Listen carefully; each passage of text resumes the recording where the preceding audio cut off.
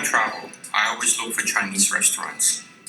I know that not only will I get delicious Chinese food, but inside every restaurant, I will discover a personal story, a unique story of courage, survival, and hope.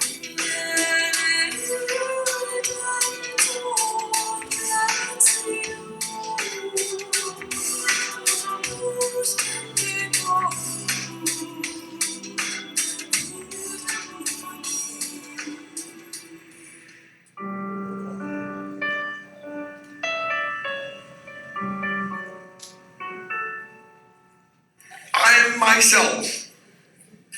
That's what I think about it. I am me. Canadian, Chinese, Japanese, Italian, no matter. I am me. Is that real? Should I make the noise? Is that real? Huh? Oh! I always feel like I'm an Indian, unless when I look at myself, I said, oh no, I'm not. Otherwise, I feel I'm an Indian. I'm Trinidadian Chinese. I think that I'm very patriotic towards my country, Trinidad.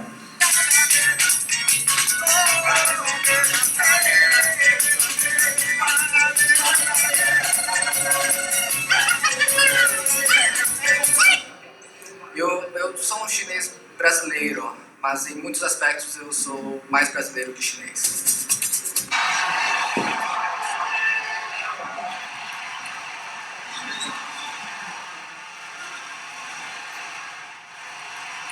They work for local people. Local people like a little bit chili hot, you see that. And chicken you can fry and on top with some soybean sauce, you see that. And fried it up, you see. And it's quite tasteful, you see. It's quite good, you see. Voilà. Il y a des plats mauriciens aussi, on fait la dope de poisson avec des oignons et tomates, l'ail, piment, du thym, c'est un plat mauricien, ça aussi je sais faire.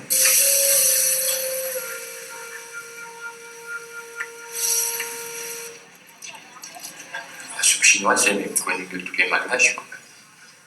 Tout le monde connaît la soupe chinoise. C'est presque un plat national, on pourrait dire. Just as wonton soup has been assimilated into the Malagasy cuisine as soup chinoise, the Chinese, over generations, have become part of the cultural fabric of the Big Island. Maybe this is the direction the rest of the world should be heading, a place where cultures and races have intermingled so completely that it doesn't matter where one's ancestors are from.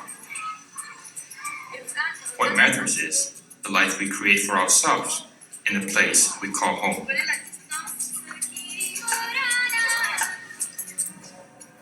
在土耳其，我是第一结婚的一位，所以还有比我大的姐姐哥哥呢。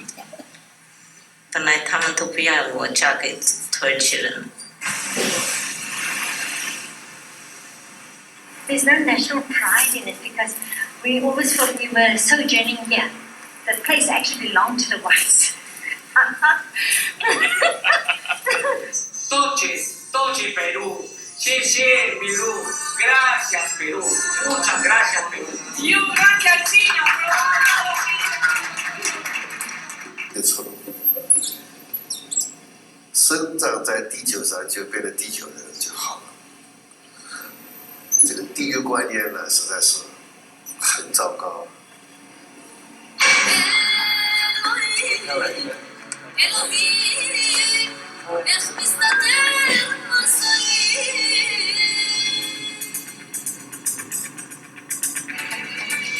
頭先咧好多次我同你哋講，我而家活到60歲，我有3個國籍，第一係中國國籍，第二係越南國籍，而家我有以色列國籍。咁到底我係咩人？其實好簡單，我係中國人。無論我擁有咩國籍，我係中國人。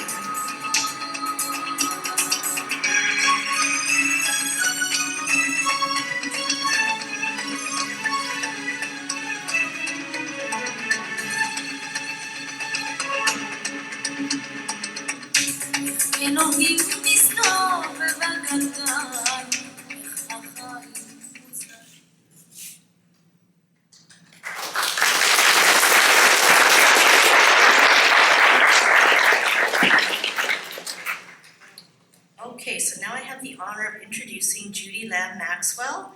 She is a culinary heritage tourism entrepreneur based in Vancouver. She is the owner of Historical Chinatown Tours, which offers guided walking tours and traditional dumpling classes.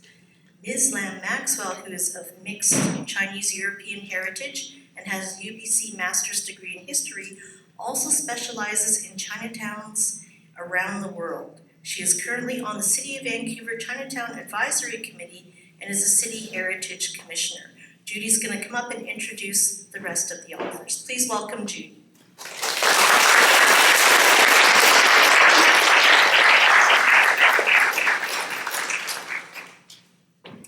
Good evening, everyone. Great turnout, and that was a really good start showing Cheuk's. Oh, I need to speak. Okay, sorry. Good evening. That was a really nice start seeing portions of Cheuk's documentary. So thank you to everyone for taking the time to come here this evening and listen to Cheuk Kwan, Linda Lau Anusasananan, and Kevin Chong talk about food and the Chinese diaspora. I want to thank the Vancouver Public Library for providing the venue, and also to thank Candy. She's been very helpful in organizing this with me. So I've known Cheuk for about 20 years, Linda for about 13. The two of them have known each other for about 20. I just met Kevin, and Cheuk and Kevin have known each other for a few years. I need my glasses. Okay, so I have been friends with Cheuk and Linda for many years, and I'm also a fan of theirs. I've wanted to promote Cheuk's documentary on Chinese restaurants and his book, Have You Eaten Yet? And I've given talks at conferences around the world and at universities in Melbourne, Australia, Hawaii, Hong Kong, and they've been well received. I met Linda in 2012. I was organizing a pre-conference clinic for a US-based organization called the National Council for Social Studies, and they were going to have a conference in Seattle, and somehow I met Alan Lau, who introduced me to his sister Linda. And Alan's a well-known poet and artist based in Seattle. And I met Linda, but we communicated for years over email. We didn't actually meet until I saw you give a demo at a place in Kitsilano to promote your book. And so anyways, I've been promoting her book all over the place in North America, Hawaii, Vancouver. And I think it's a great book. So 2 years ago, Cheuk, Linda, and I talked about organizing something like this. But there were lots of things we had to figure out because Cheuk lives in Toronto, Linda lives in San Mateo, and I live here. So we decided to do it in Vancouver, but then we had to organize funding, venue, and whether we were going to do additional locations, accommodations, finances, and after lots and lots of emails, it came together, and here we are. So, Cheuk grew up in Singapore, Hong Kong, and Japan. He co-founded in 1978 the Asianadian, a magazine dedicated to promoting Asian Canadian arts, culture, and politics. Kwan's 15-part Chinese restaurants documentary braids his personal experiences with his love of travel and appreciation for Chinese culture worldwide. His personal memoir, Have You Eaten Yet?, draws out a global narrative of the Chinese diaspora by linking together personal stories of chefs, entrepreneurs, laborers, and dreamers who populate Chinese kitchens worldwide.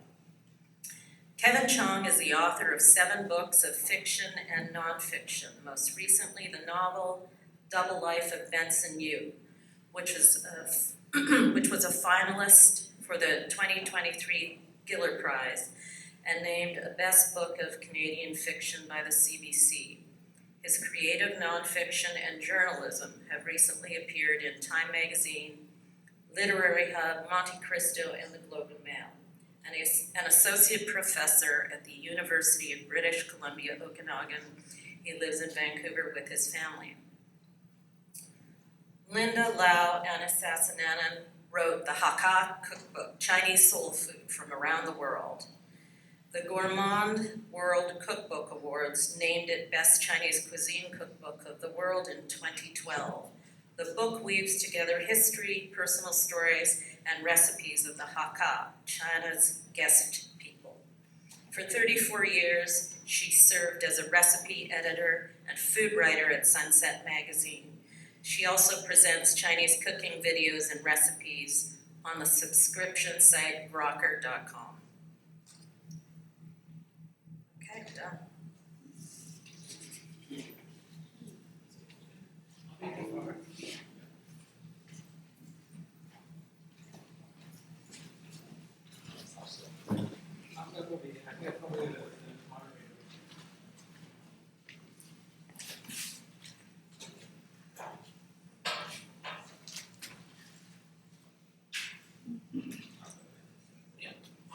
Anyone sit in the center?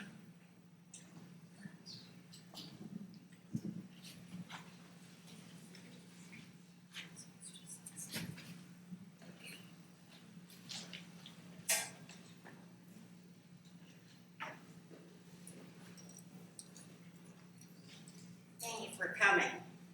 I've never had such a big audience, so I really appreciate this. I'm going to start with giving a little introduction on who I am, the cookbook, who are the Hakka, and a little bit about the food, and then we'll proceed with our discussion.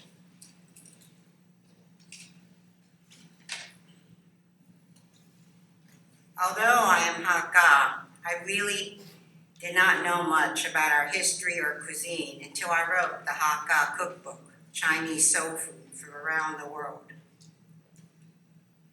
I grew up in a small town in Northern California called Paradise. In 1950, my father opened the first Chinese restaurant in town. I really wasn't aware of being Hakka until Popo, my maternal grandmother, came to live with us. Popo repeatedly told us, "You should be proud to be Hakka." My brother and I didn't care. As the only Chinese in an all-white school, we just wanted to fit in. In spite of our protests, Popo set up Chinese school in her kitchen. After class, she would often cook a dinner for us of Chinese comfort food. 5 decades later, after I left a 34-year-long career as a food writer at Sunset Magazine, Popo's words haunted me. What did she mean when she said, "You should be proud to be Hakka"? Now I had the time to explore Popo's words. I would do it through what I knew best, food. Who are the Hakka?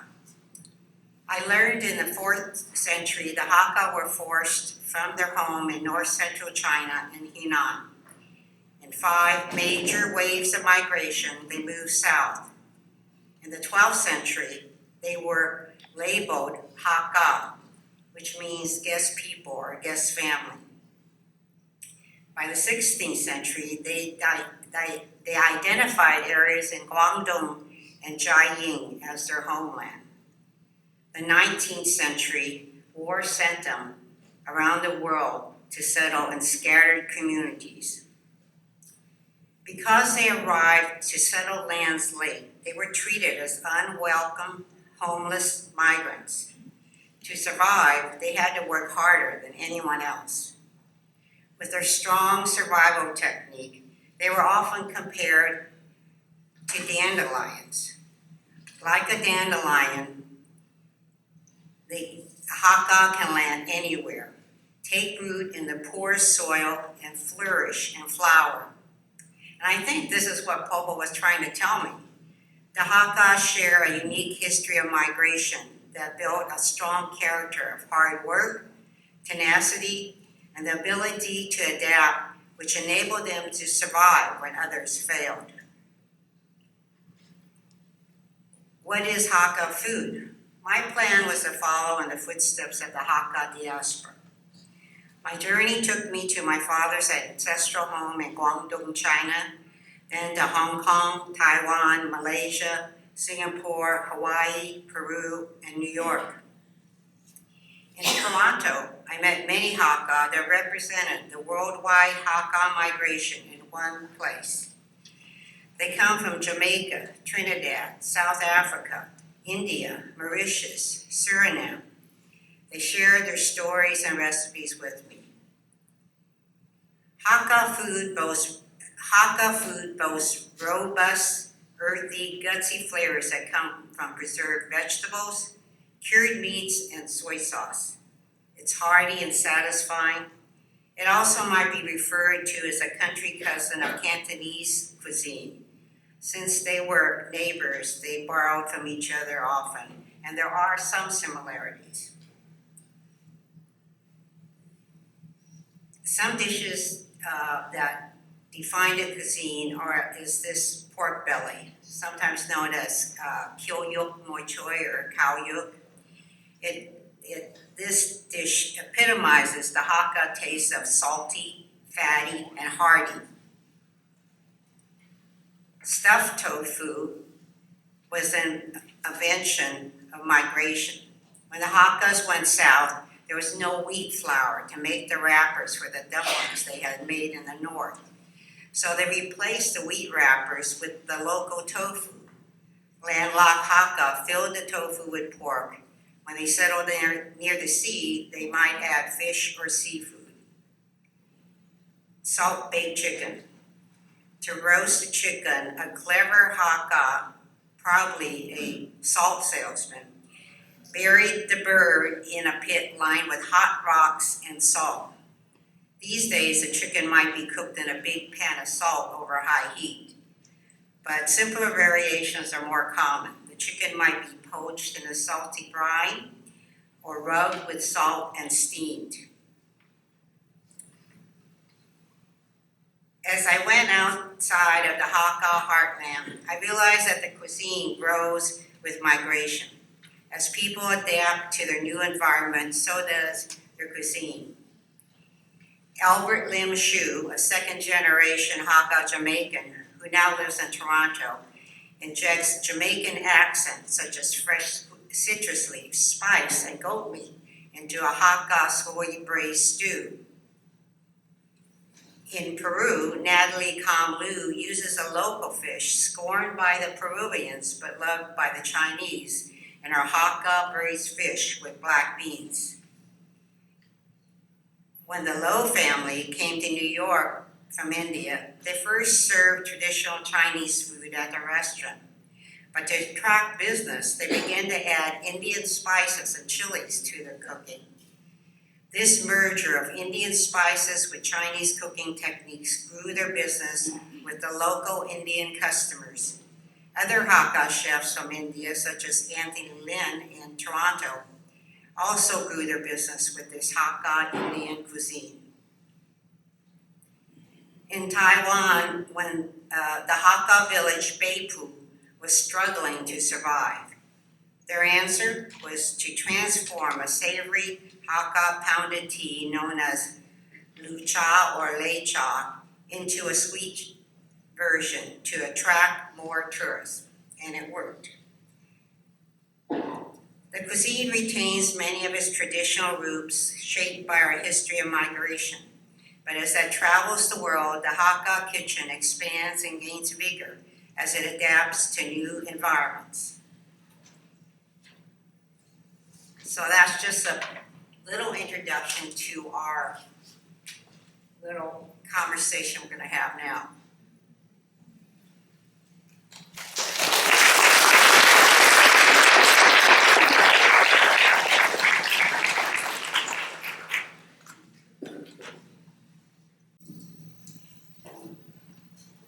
You're eating a presentation too, Cheuk, or are you just going straight to the questions? You go, well, it's up to you. I think we can. You want to, well, Linda. I do want to ask you something. Okay. You asked me in our first interview many years ago, what is authentic? Well, that's on my list Okay, of questions go ahead already. and ask me. Are you going to ask me about that? No, I'm going to, I just want to say when you first interviewed me and you asked me what do you think is authentic, I didn't think about it at that time. Yeah. I had a hard time answering the question. I had to come up with something right on the spot. So I said, what's authentic is basically what you have as a kid. Because, your grandmother or nonna had made what you know as your pasta or your pork belly. And that to you is authentic. Now, you can say Chinese American chop suey is not authentic. Well, it is authentic if you're from America and that's what you grow up with. And then that was my answer to you. Yeah. And then recently, I kind of came up with a little bit of variation of that. I was craving for eel rice, Japanese eel rice bowl. And I happened to walk by Toronto restaurants that actually advertise the Japanese rice bowls. So I walked in there and had an eel rice. And then I realized something's wrong because they were using Chinese rice instead of Japanese rice.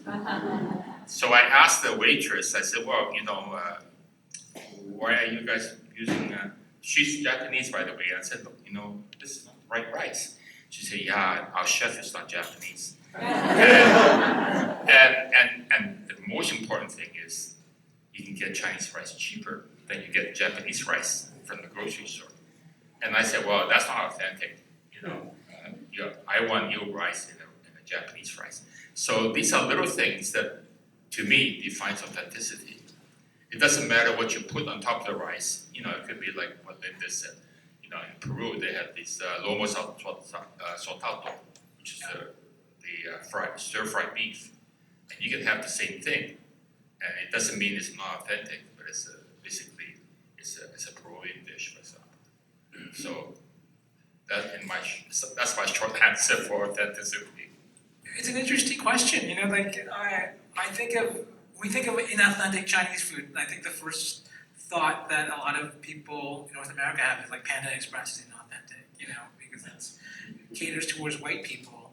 And what's authentic is when you go to a restaurant and everyone is Chinese, and it's what they're eating. But I went to a Chinese restaurant, Red Star in Marpole, and they serve sashimi with their dim sum these days, which is something that you wouldn't have seen in a menu like 20, 30 years ago, but it's something I've seen in a lot of Cantonese menus, like just mixing it up, and Cantonese food has influences from Europe as well, like the Worcester sauce that goes into a spring prawn roll. Linda, I'd like to ask you, is there such as a thing as an authentic taste for you? Has it evolved at all? I think it changes constantly, what you think is authentic or not authentic. It is true that I think the food that you eat in your childhood kind of is in your memory as that being authentic. And then, when you go to a Chinese restaurant, you see all Chinese there, you think, oh, this has to be authentic. But now when you bring up the sashimi for dim sum, when you kind of think about it, it doesn't seem so far off that it couldn't be included in Cantonese cooking because, they were very much into fresh, natural flavors. And in essence, that's what it is. But all they're doing is broadening their definition. And it's the cuisine is just growing because as you get new chefs and they're a new generation and they have new tastes, the cuisine has to grow and change to reflect that. And now it doesn't sound that weird. I mean, at first I would say, oh, that's Japanese, but you could make a case that it could fit in Cantonese cooking. I never thought I'd live to see the day that there'd be avocado in a Chinese restaurant, but we have shrimp, walnut shrimp. Yeah, that's true too. Mayonnaise is not really considered a Chinese ingredient, but now Dairy and like. it's very common, that dish, and it's a very popular dish. But then when you look at food history, tomato came from South America. Without tomato, you don't have Italian pasta. So how do you define Italian pasta as without a tomato, right? So there's a lot of crossover. And chilies too. Chili came from South America. You won't have mapo tofu without the chili, right? So it's all that kind of thing that it brings up when you travel and you say, wait a minute, and that's I think that's a fascinating part of when it comes down to is this really authentic? Yeah, Chinese egg tarts came from Portugal. Yeah, exactly. Linda, I want to ask you a question about your cookbook, which is fascinating and includes family stories and travels around the world. Is it hard to make a Chinese cookbook and to get recipes from Chinese people? I feel like it's like a trope among immigrant children that they cannot extract a recipe from their parents. Their parents is like, just go with feeling, just put some stuff in. You have to watch them very closely. It's really a trope. My daughter actually broke that rule by for a class project. She had to tail my mother and get her to write down everything that she put in her oxtail soup, and I used that today. I made her oxtail soup today in an Instant Pot too. But it was not bad, I had to adapt it a little bit. It's kind of like a Hong Kong style borscht, but there's a little bit less taste. Very authentic borscht. But what's the process of getting Chinese people to make a recipe for you? I don't think it's limited to Chinese, because I spent many years working at Sunset Magazine trying to develop recipes, and often you can ask anyone, a person, for a recipe, and a lot of people will tell you, I don't write things down. I don't have a recipe. And so the best way to do it is actually watch them cook the recipe and try. I have kind of more experience kind of estimating how much people use, they'll throw in something in and you say, you take your notes and you go, that's about a cup. And then you take all these notes and you try to recreate it. Nowadays, I guess you could take a video, tape it, and if you wanted to learn from your parents, a good way might be to take a video as they cook the recipe, try to taste it along the way as they do each step, and maybe one thing is to try to look at the consistency, or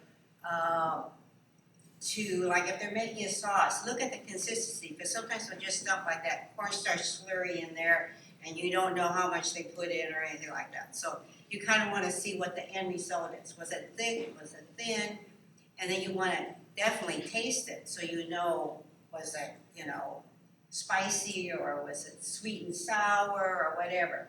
So those are the main things. You take all these notes and then you try to create your recipe from that. But I think the easiest way now is to take a video. You can go back to it, look at it over and over. You see, she threw that in at that time, and then you practice it. And I think that would be your best guide to recreating a dish. So spending time with your parents is how it.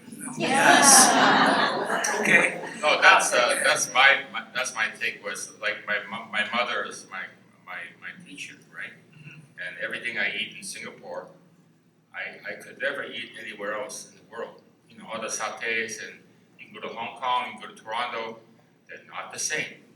You got to go to Singapore and eat in a hawker stall, right in the open air, and have a beer and all that stuff. So it's all that kind of ritual that to me is an authentic, let's say, satay from Singapore. Satay, according to my Chu Chow relatives, is a Chu Chow invention. Well, that's your Chu Chow ethnocentric. We own satay.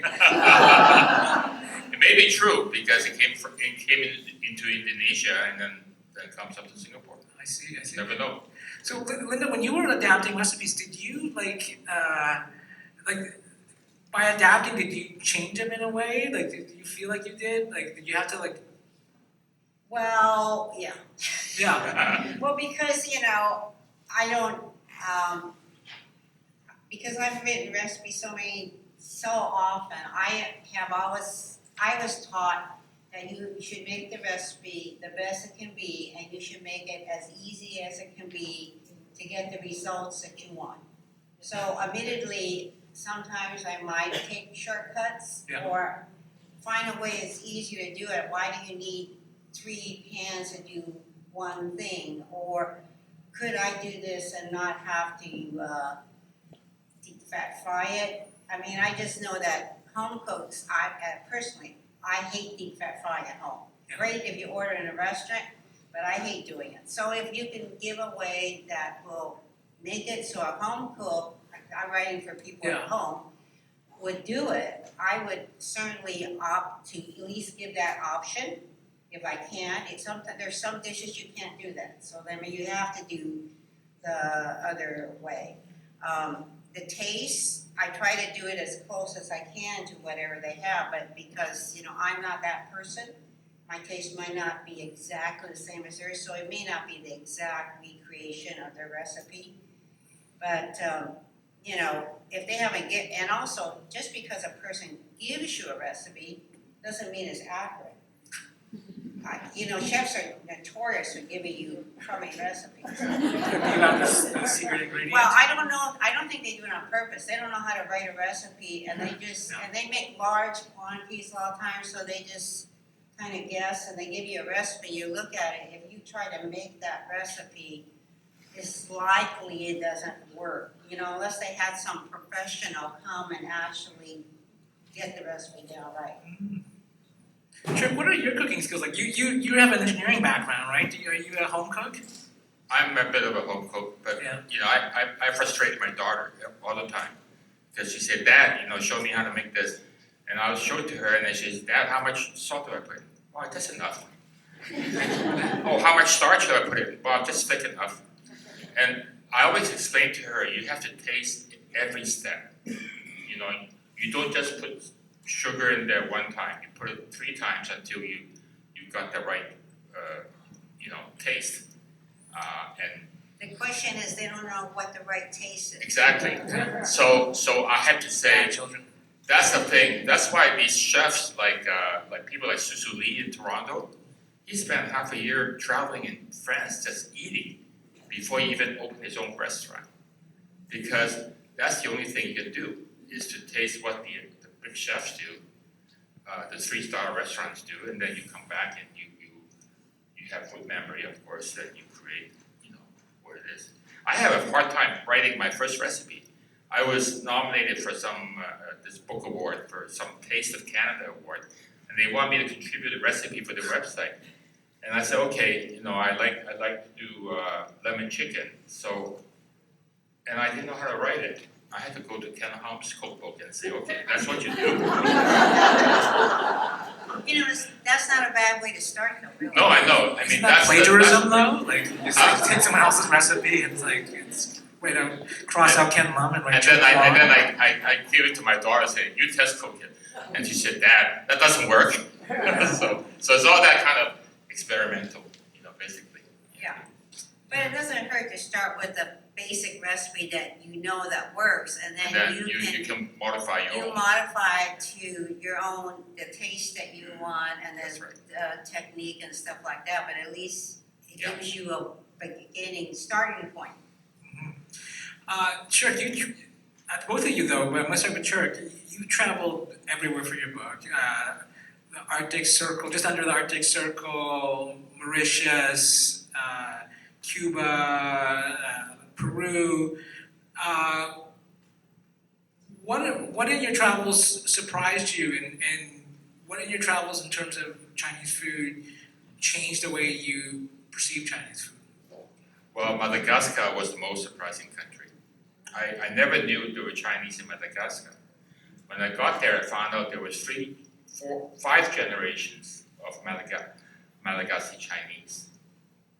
And that was evident because when I showed my Madagascar film in Montreal, Madagascar is French speaking. So all the Chinese people might transmigrate from Madagascar into Montreal or Paris.